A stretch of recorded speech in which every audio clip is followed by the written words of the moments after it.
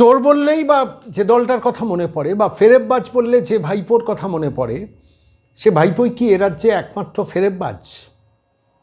আপনাদের বারবার করে বলেছি, গরু, কয়লা, বালি, পাথর, চাকরি সব কিছুতে হাত পাকানো ফেরেববাজ ভাইপো নিয়ে আমরা বিস্তর কথা বলি। কিন্তু এই সারা পশ্চিমবঙ্গ জুড়ে যে ফেরেববাজির সাম্রাজ্য উঠেছে, সেইটা নিয়ে বিস্তর কথা কি এ রাজ্যের সংবাদ মাধ্যমে হয়? আমি কেন আজকে এই কথাটা বলছি, গত কয়েকদিন আগে একটা ঘটনাটা সংবাদ মাধ্যমে বেরিয়েছে, যেখানে দাঁড়িয়ে একজন ডাক্তার, তিনি মুর্শিদাবাদ থেকে সম্ভবত কলকাতায় ফিরছিলেন এবং তারপর তার জ্যাকেট থেকে একটি ফোন হাওয়া হয়ে যায়, অর্থাৎ ফোনটি কেউ চুরি করে।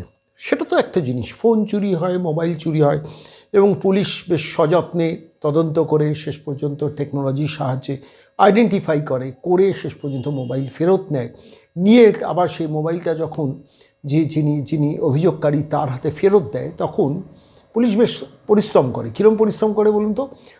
দাঁড়িয়ে ছবি তোলে, ফোনটা হাতে দিচ্ছে, তার ফটো সেশন হয়, তারপর সেটা ঘটা করে সোশ্যাল মিডিয়াতে প্রচার করে আমার এই পুলিশ কমিশনারেট আজকে এই কাজটি করেছেন, যত্ন নিয়ে করেছেন এবং গ্রাহকের হাতে ফোনটা ফেরত দিয়েছেন। আসলে ফোনটা ফেরত দেওয়ার কাজটা এখন অনেক সহজ হয়ে গেছে, তার কারণ ফোনের টেকনোলজি যার হাতে ফোনটা থাকবেন সহজে ট্র্যাক করার একটা সিস্টেম এই মুহূর্তে বেরিয়ে গেছে। ফলত যিনি ফোনটি নিয়ে যেখানে থাকবেন তার লোকেশনটা টার্গেট করাটা বেশি সময় লাগে না, টার্গেট করে নেওয়া যায় এবং তাকে পিক আপ করে নেওয়া যায়। ফলত পুলিশ সে কাজটি সযত্নে করে এবং ফেরত দেওয়ার পর যে কাজটি আরও সযত্নে করে, যে পুলিশকে যে বদনাম করা হয়, যে পুলিশ দলদাস বলে পুলিশ ঘুষ খায়, সেইটাকে মুকুব করার জন্য শেষ পর্যন্ত যে কাজটি তারা করে, সে একটা ফটো সেশন করে, সেই ফটো সেশনটা আবার সোশ্যাল মিডিয়াতে পোস্ট করে।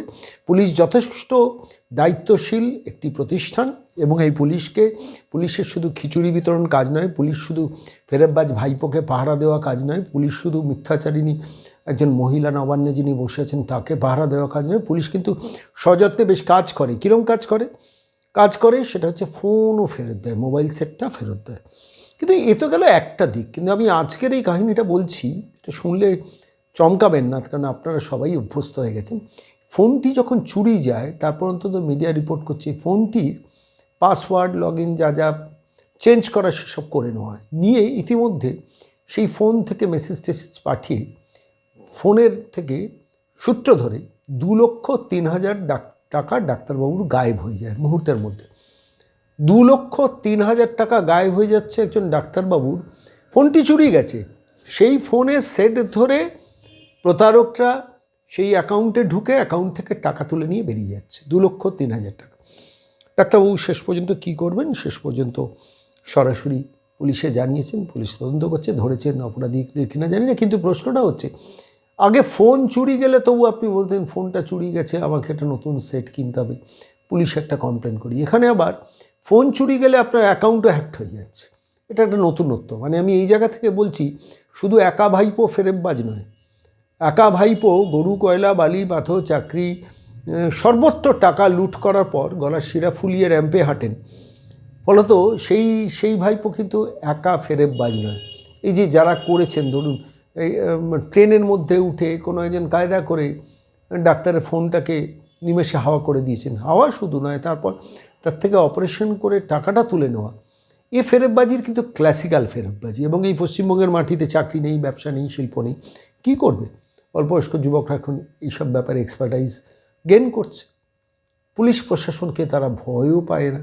কী করবে? আমাকে ধরবে, আমার নেতা আছে, আমাকে ছাড়িয়ে নিয়ে চলে যাবে, এরকম একটা পরিস্থিতি তৈরি হবে।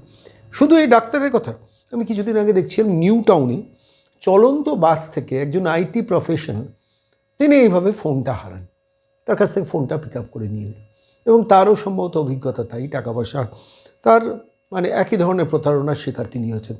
আমি বলছি, মুর্শিদাবাদ থেকে কলকাতা আসা ডাক্তারবাবুর অভিজ্ঞতা যা, নিউ টাউন থেকে যেন আইটি প্রফেশনাল বাসে উঠেছেন ভরসা করে, ট্যাক্সিতে ওঠেননি, সেই বাসে উঠেছেন, সেখান থেকেও তার অভিজ্ঞতা কিন্তু একই। বাঁকুড়া জয়পুর রাজারহাট এক ব্যবসায়ী, একদম মানে সেই ব্যবসায়ী ঠিকই একই অভিজ্ঞতা।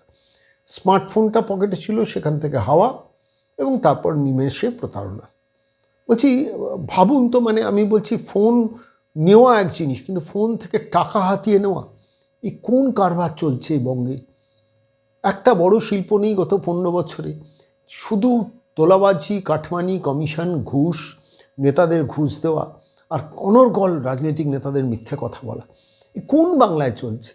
একটা নবান্ন থেকে একজন সরকারের প্রধান কন্টিনিউয়াসলি মিথ্যে কথা বলে যাচ্ছেন, চৌর্যবৃত্তি শাসন পরিচালনা করছেন, তার ফেরেববাজ ভাইপো চারদিক থেকে টাকা লুঠে অগাধ সাম্রাজ্যের মালিক হয়ে গেছেন। আর সেই সময় দাঁড়িয়ে কখনো মুর্শিদাবাদের ট্রেনে, কখনো নিউ টাউনের বাসে, কখনো বাঁকুড়ার জয়পুর রাজারহাটে ব্যবসায়ীরা খোয়াচ্ছেন ফোন, আর খোয়ানোর পর তারপর তার টাকাটাও লুট হয়ে যাচ্ছে। টিটাগড়ে ট্রেন আসছিল, ওদিক থেকে ট্রেনটা আসছিল সম্ভবত, মানে এর আপনার কৃষ্ণগড়, শান্তিপুর বা কোনো একটা লোকাল এসছিল। যাত্রী সেজে দুই যুবক বসেছিল। এইবার এ কিন্তু ফোনটাকে হাত সাফাই করেনি। কী করেছে, কেউ একজন ফোনে কথা বলছেন বা হাতে ফোন ধরেছেন, আচমকা যখন ট্রেনের স্পিডটা স্লো হয়েছে, টাক করে তার কাছ থেকে ফোনটা নিয়ে নেন। নিয়ে ট্রেনের স্পিডটা স্লো, দুজনেই ট্রেন থেকে ঝাঁপ মেরে পালিয়ে যায়। এক্ষেত্রে অবশ্য রেলওয়ে প্রোটেকশন ফোর্স চোর চোর বলে তাড়া করার পর শেষ পর্যন্ত একজন ধরা পড়েছে। কিন্তু প্রশ্নটা হচ্ছে, এটা কি একটি ঘটনা, দুটি ঘটনা, তিনটি ঘটনা, চারটি ঘটনা? আমি বলছি অল্পবয়স্ক যুবকরা করছে কেন, এই পথে যাচ্ছে কেন? নয় তারা রোজগারের খোঁজে পরিযায়ী বাঙালি হয়ে বাংলার বাইরে চলে যাচ্ছেন, আর না হলে কখনো ট্রেনে, কখনো বাসে এইভাবে হাত সাফাইয়ে নামছেন।